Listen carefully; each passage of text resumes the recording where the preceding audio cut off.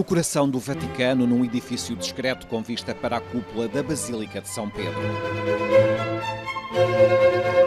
São corredores sem fim, quilómetros e quilómetros distantes, salas com frescos da Renascença, um bunker com mais de 1,5 milhão de livros. Esta é uma das mais belas, mais ricas e mais antigas bibliotecas do mundo. Aqui repousam documentos que testemunham mudanças profundas na história da humanidade. Objetos artísticos de incalculável valor, obras que atravessaram séculos e ainda hoje nos desafiam. É interessante pensar o que é uma biblioteca, porque é uma das grandes invenções humanas. É uma forma de conservar o conhecimento, de guardar as palavras, as imagens, os textos, onde a memória humana se vai depositando e, ao mesmo tempo, é um lugar de grande silêncio, porque é uma espécie de máquina feita para atravessar o tempo. E é muito interessante uma frase de António Tabucchi, do escritor, que o Papa Francisco refere muitas vezes. Visitando a nossa biblioteca, por exemplo, em dezembro passado, ele disse-nos isto: a biblioteca não é apenas um santuário do passado, é também um lugar para frequentar o futuro.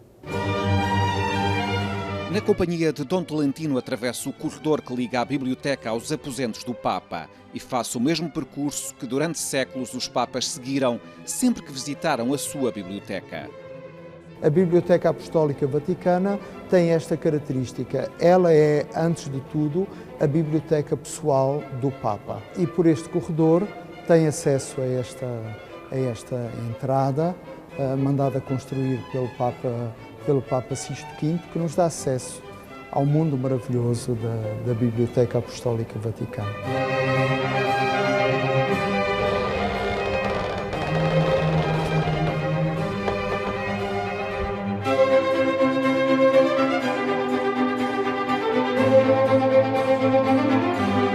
É um espaço muito belo, é o lugar mais emblemático da Vaticana, o Salão Sistino. Um lugar pensado como um livro que se abre a meio.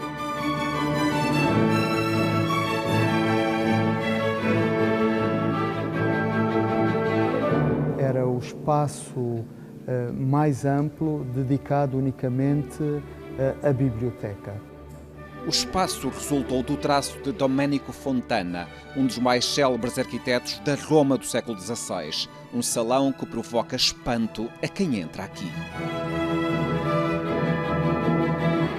Muitas vezes, passando sozinho por esta biblioteca, nos longos corredores, nos espaços perdidos, olhando para o céu desta biblioteca, vem um arrepio profundo da alma. Esta biblioteca mostra a sede de verdade, de conhecimento, que está instalada, inscrita no coração do homem e que, porventura, é o grande sinal de que o homem é uma obra divina. E uma sede que está para lá de qualquer tempo, não é? Que atravessa os tempos.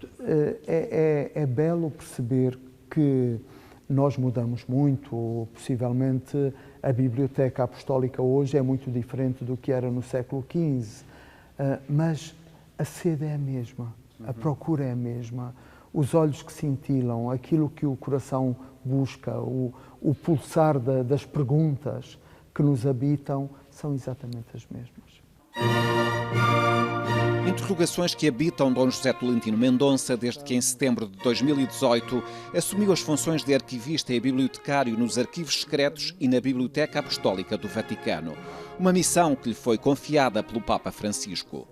É uma grande missão, por um lado, de ser uma espécie de guardião desta memória, e a memória é um grande tesouro da Igreja e de toda a humanidade. Por outro lado, a biblioteca é também um instrumento político para o governo do Papa e para a expressão do trabalho da Santa Sé.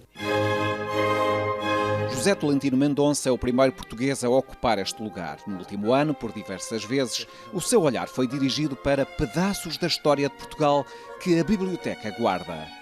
Sem dúvida que um português que chega à Vaticana tem muita curiosidade por perceber os vestígios de Portugal nesta biblioteca, e é um deslumbre compreender e ver de perto obras que são absolutamente decisivas para o conhecimento da nossa história, da nossa língua e da nossa literatura. A verdade é que na Biblioteca do Vaticano se encontram livros, cartas, documentos, relatos enviados aos papas e que agora, pela primeira vez, são filmados para a televisão. Elementos que podem trazer informação nova, sobretudo do período das descobertas, e que nunca foram estudados em profundidade por historiadores portugueses. Por exemplo, nestas páginas encontra-se um relato detalhado da viagem de Vasco da Gama à Índia. Lembrança dos temporais, luas novas e velhas nas partes da Índia. Este é um texto absolutamente precioso, aliás, é uma antologia de textos, são relatos de viagem entre Portugal e a Índia, contado por pessoas que fizeram essas viagens.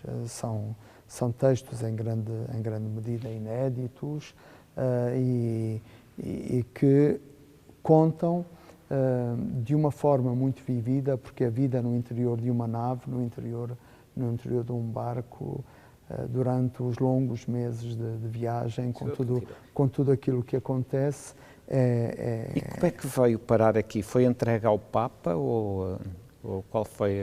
Porque é que está aqui no Vaticano e não está numa biblioteca em Lisboa, por exemplo? Porque, por um lado, a experiência que Portugal fazia era em si mesma uma experiência internacional que dizia respeito a todos. E, por outro lado, para Portugal era muito importante dar conhecimento ao Papa do que estava a acontecer, porque o Papa era a instância legitimadora também da nova aventura e das fronteiras, da nova aventura política que estava em marcha. Cláudia Montuschi é a diretora do Departamento de Manuscritos da Biblioteca. História breve da cruz que milagrosamente apareceu em Japão. Tem nas mãos um livro único. Estas páginas foram escritas à mão pelo jesuíta português Manuel Barreto, em missão no Japão. Corria o ano de 1591. È un libro ad uso dell'evangelizzazione, ci fa capire come i missionari a quell'epoca lavorassero, di quali materiali si avvalessero e come imparavano la lingua e cominciavano a dialogare con le persone di una lingua e di una civiltà diversa. Ed è composto da materiali vari, con le messe della domenica, le vite dei santi, la narrazione dei miracoli, tutto ciò che serve e serviva per annunciare il Vangelo. A partir deste livro pode estudar-se como é que os missionários portugueses propagavam a fé no Japão e como se estabelecia o diálogo num território tão distante. È un manoscritto dal punto di vista linguistico misto, ha delle rubriche in parte in portoghese, in parte in latino e in parte in giapponese in alfabeto latino. E questo indica tutto il lavoro progressivo che un missionario doveva fare per apprendere la lingua e trasmettere dei contenuti. Quindi per esempio alcune parabole del Vangelo erano rilette in base alla cultura del luogo. Così l'albero di fico diventa un albero di kaki che era conosciuto ai giapponesi, altrimenti non si sarebbero intesi sui contenuti. E quindi questa osmosi linguistica è l'aspetto che di questo manoscritto ultimamente è stato recentemente studiato, con l'analisi anche di tutti i calchi che la lingua giapponese ha fatto a quell'epoca, nel XVI secolo, dalla lingua portoghese. Num outro recanto da biblioteca vamos encontrar aquele que deverá ser o primeiro dicionário português-chinês. Nestas páginas, em colunas verticais, estão desenhados caracteres chineses e por baixo palavras como comilão, lombada, cavalo malhado, andorinha e negócio. It was written by a Portuguese missionary in China? Definitely in China, because the paper is Chinese, it's not European, so... We know the name of the real author? No. It's not written in the book, in any part of the book? Not definitely, no. We may guess that this is the first Portuguese-Chinese dictionary. Probably.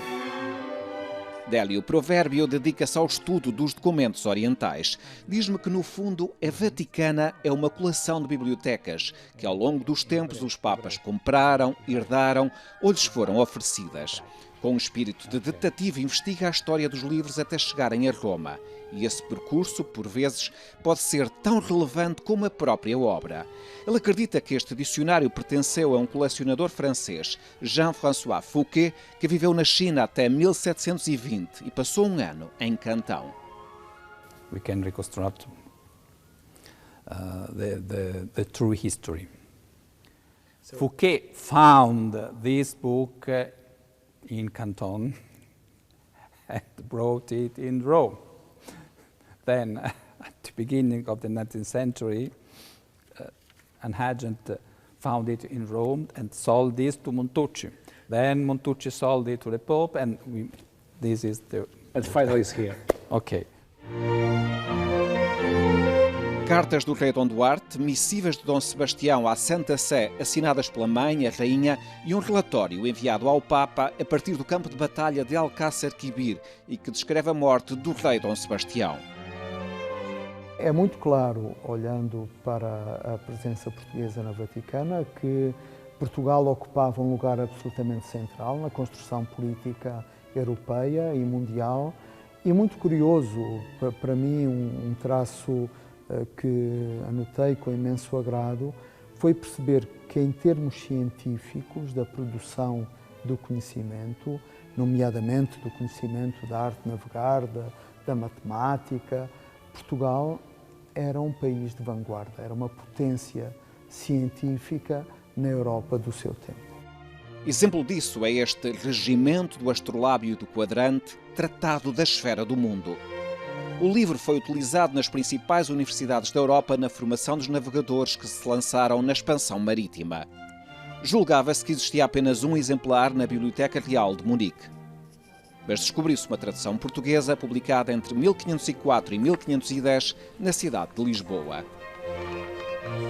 Curiosamente, a historiografia portuguesa não fala deste exemplar que a Vaticana possui em ótimas condições.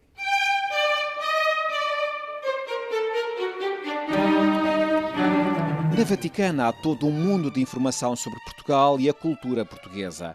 Coisas tão diversas como uma carta do padre António Vieira a um seu superior religioso, um poema de Teixeira de Pascoais e um registro de Aquilino Ribeiro. E depois há esta obra, o Cancioneiro da Poesia Galaico-Portuguesa, uma recolha da tradição poética da Península Ibérica dos séculos XII e XIII.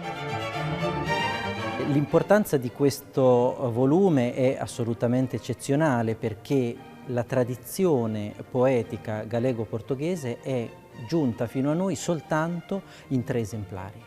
E questo è uno dei 3 esemplari. Gli altri due? Gli altri 2 sono in Portogallo, quindi in buone mani, il più antico nella Biblioteca della Giuda, l'altro codice che voi avete alla Biblioteca Nazionale e che avete acquistato nel 1924 è in qualche modo il fratello di questo che abbiamo qui. Para o senhor, como português, gostava que mais historiadores portugueses viessem até cá procurar neste tesouro que é a Biblioteca do Vaticano? Sem dúvida, e até pela riqueza de documentação portuguesa que esta biblioteca guarda e que, sem dúvida, espera por investigadores apaixonados que possam descobrir os nexos que esta biblioteca ainda pode estabelecer.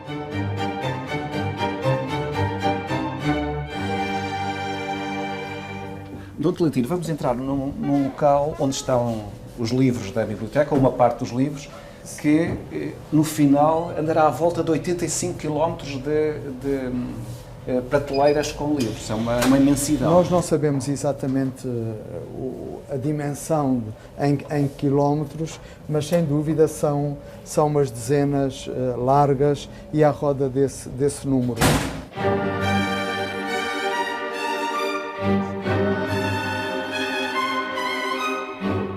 A primeira imagem cria uma sensação de infinito. As estantes de livros parecem não ter fim.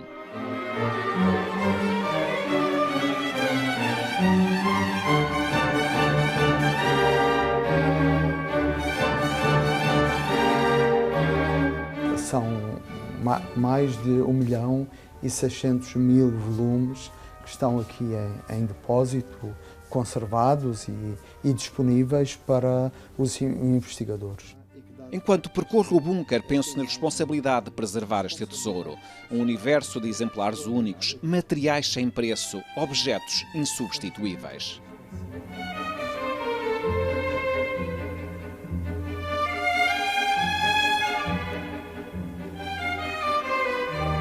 Pinças, bisturis, tesouras.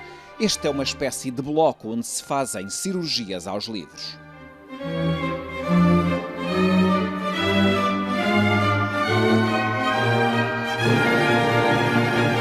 Nuestra compañera María Chiara está restaurando un libro en pergamino muy antiguo, es un libro en escritura beneventana y tiene un corte y lo que está haciendo es poniendo unos puentes para no interferir con la escritura, pero que el libro pueda seguir hojeándose y usándose.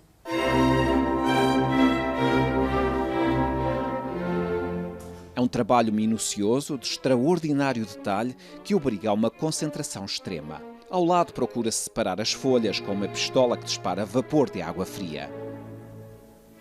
Hay una cosa muy importante que saber de la restauración. La idea no es hacer un libro nuevo, sino que se mantengan también esos signos que indican que el libro ha sido usado y que tiene su historia. Faz parte de la historia del libro. Exactamente, y no podemos borrar tampoco eso. Por ejemplo, un libro sucio o un libro que en la esquina se ha comido, quiere decir que ha sido muy usado, que ha gustado mucho, que era quizás un best-seller de la época, ¿no? Um intenso trabalho de restauro foi executado neste livro. É um objeto muito especial, um tratado de bruxaria feito de cortiça com origem na ilha de Sumatra. Através das fotos é possível ver o antes e o depois. Para restaurar normalmente usamos el papel japonés, que es un papel hecho con plantas lacustres, plantas de lago. Sí. Eso es material moderno, ¿eh? Sí. Pero tiene una particularidad el papel japonés y es que las fibras son muy largas. Mira, ¿ves? Sí. Todo esto actúa como puente, ¿eh? Y con eso nos podemos agarrar al original. Okay. Y hay de varios colores, de varios gramajes, y dependiendo de qué tipo de papel podemos usar uno o el otro. Preservar as memórias e abrir as portas do futuro. Aqui está em curso um processo de digitalização para colocar online o espólio da Vaticana e assim torná-lo mais acessível a investigadores ou historiadores em qualquer parte do globo. As páginas são copiadas, guardadas na memória dos computadores e também em microfilmes.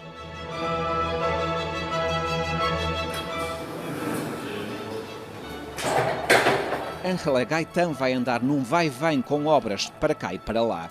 Pelas suas mãos vão passar alguns dos objetos mais impressionantes do espólio da Vaticana. Obras de grande valor histórico que é preciso cuidar sem falhas. Mostrar os livros, poder filmá-los, obedece a regras muito estritas. E só em ocasiões raras isso acontece. Ao contrário do que poderíamos pensar, Ángela não usa luvas. Chegou-se à conclusão de que o contacto da borracha ou do látex é pior do que o toque dos dedos. Este é um livro crucial na história do mundo. É a primeira Bíblia impressa por Gutenberg. This is an extremely important book. By producing this really spectacular product of the printing press, this is the book that established that the printing press was something that would work, that was viable. A revolução de Gutenberg teve um impacto brutal. Os livros deixaram de ser uma coisa das elites, democratizaram-se. As primeiras Bíblias foram impressas na Alemanha, calcula-se que entre 1454 e 1455. This one is printed on parchment.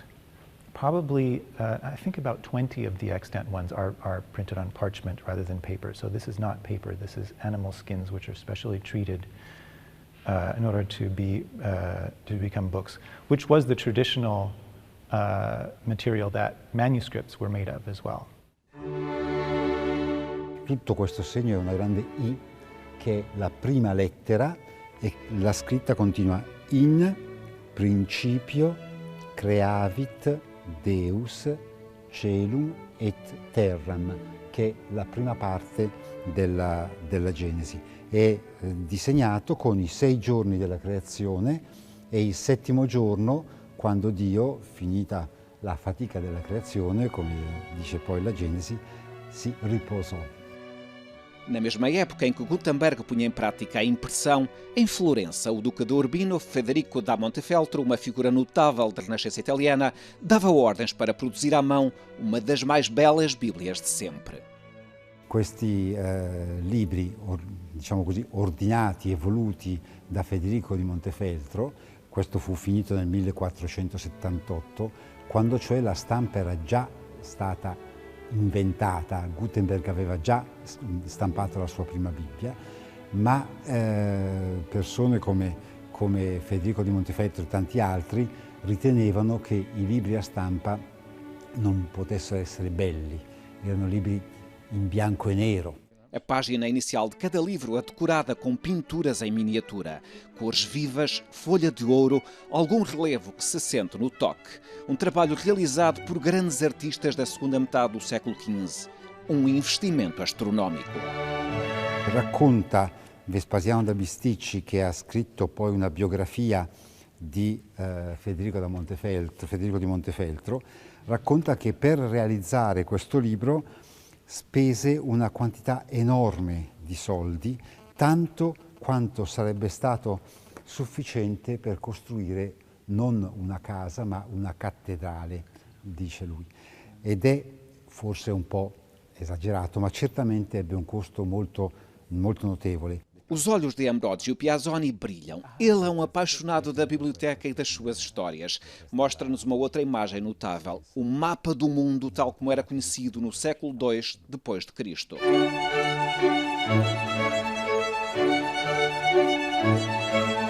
O original do célebre livro de geografia do grego Ptolomeu desapareceu, mas no Vaticano existe esta tradução para latim de 1400, onde mais tarde foram acrescentadas 2 páginas. E num instante, todo um mundo novo. Giro la pagina. Questo è 60 anni più tardi, il mondo dopo Vasco da Gama, dopo Cristoforo Colombo e dopo Magellano, che aveva fatto tutto il giro. A nova visão do mundo e do universo é consolidada pelas pesquisas de Galileu Galilei. Ele observou as estrelas e o movimento dos planetas e registrou tudo dia a dia. 3 maggio del 1612 e nei giorni successivi, giorno 4 maggio e così via, giorno 5 maggio. Chegou à conclusão de que, ao contrário do que era a lei da Igreja Católica, é o Sol que se encontra no centro do universo e não a Terra. Dal 3 maggio all'11 maggio del 1612 Galileo osserva queste cose e questo è naturalmente rivoluzionario, cioè una dimostrazione molto importante. Esses registros, tal como foram feitos pelo próprio, encontram-se aqui no Vaticano. Galileu acabou por ser condenado no Tribunal da Inquisição por heresia. Foi preciso esperar 350 anos para a Igreja reconhecer o erro. Livros impressos, manuscritos, moedas, uma biblioteca de pedra, pinturas, desenhos. A Vaticana integra uma coleção vasta que inclui 400 trabalhos de Bernini, o escultor e arquiteto da Praça de São Pedro. È sicuramente il fondo più importante e numeroso al mondo. Aqui o projeto nunca concretizado de 2 torres sineiras para a Basílica de São Pedro. E chegamos ao inferno. É uma obra-prima da pintura. Este trabalho de Botticelli mostra o sofrimento eterno dos pecadores a expiarem os pecados e os castigos cruéis impostos por um exército de demónios. Uma vertigem infernal. La particolarità di quest'opera, questo è una sorta di frontespizio che illustra il cono infernale come Dante che è il poeta per eccellenza, lo descrive nella sua commedia. Sendo esta a Biblioteca dos Papas, é a Biblioteca de Francisco. Como é que o senhor reagiu quando recebeu a chamada para vir para Roma ser o bibliotecário do Papa? Foi uma surpresa muito grande. Senti-me livre de dizer que sim, porque não era a minha vontade, era o chamamento da Igreja.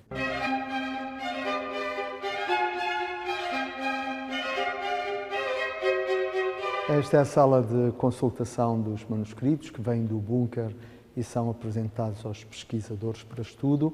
E o Santo Padre esteve também aqui, sentado, a consultar os manuscritos que lhe eram apresentados. Foi nesta mesa, nesta secretária? Sim, na primeira fila. E houve algum documento que o entusiasmasse mais, o Papa Francisco? Ele olhou com muita atenção para tudo, mas curiosamente ele, naquele jeito que o Papa Francisco tem de despertar sempre alguma alegria nos corações.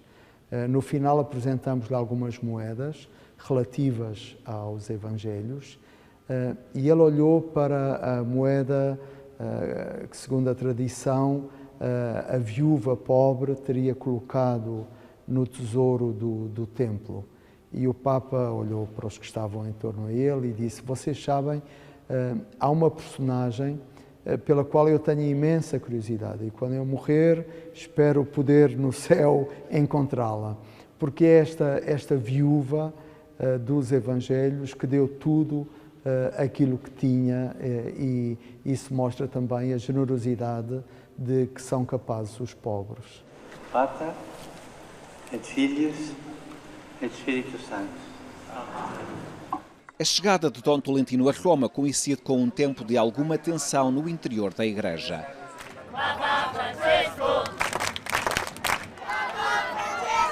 A Praça de São Pedro está repleta de peregrinos para a audiência geral das quartas-feiras. É um momento único para um encontro com Francisco. Mas a alegria destes fiéis em torno do Papa não esconde que há setores críticos das mudanças em curso no Vaticano e do posicionamento que Francisco defende para a Igreja Católica. Esta ideia de olhar para os mais pobres é uma das mensagens principais deste papado, não é? Certamente ele coloca aí o foco do seu apostolado.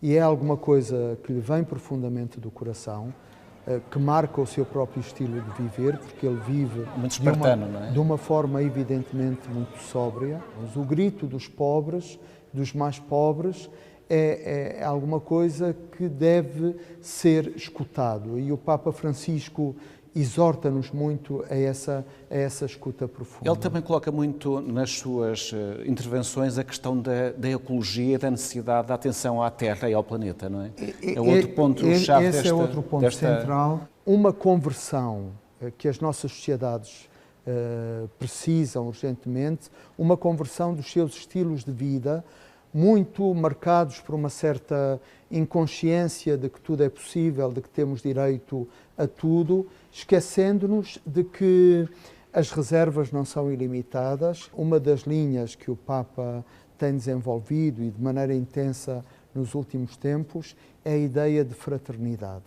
Fraternidade com os outros homens, com os não crentes, com os crentes das outras religiões. E a Igreja hoje é muito desafiada a viver assim, com uma disponibilidade para o encontro com todos aqueles que precisam, com as periferias económicas, sociais e existenciais, uma Igreja que se configura com um hospital de campanha, capaz de ir ao encontro e de acolher todos aqueles que precisam, levando-lhes o anúncio da boa nova de Jesus, e ao mesmo tempo gerar num mundo cheio de muros, em que os obstáculos se multiplicam e em que a ditadura da indiferença se impõe a toda a linha, pelo contrário, opor à indiferença o desejo do encontro e a disponibilidade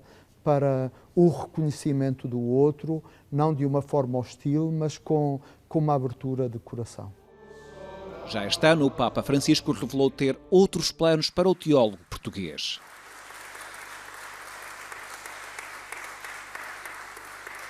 José Tolentino Mendonça, arquivista e bibliotecário de Santa Romana Chiesa.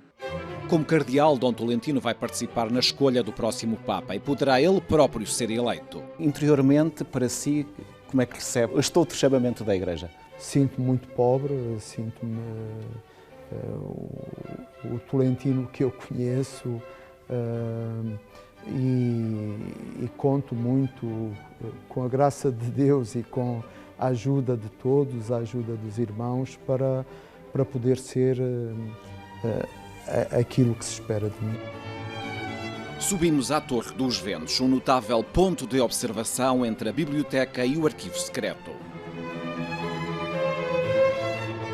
E olhando para Roma, que se estende no horizonte, sinto que, tal como a cidade, esta é uma biblioteca para a eternidade.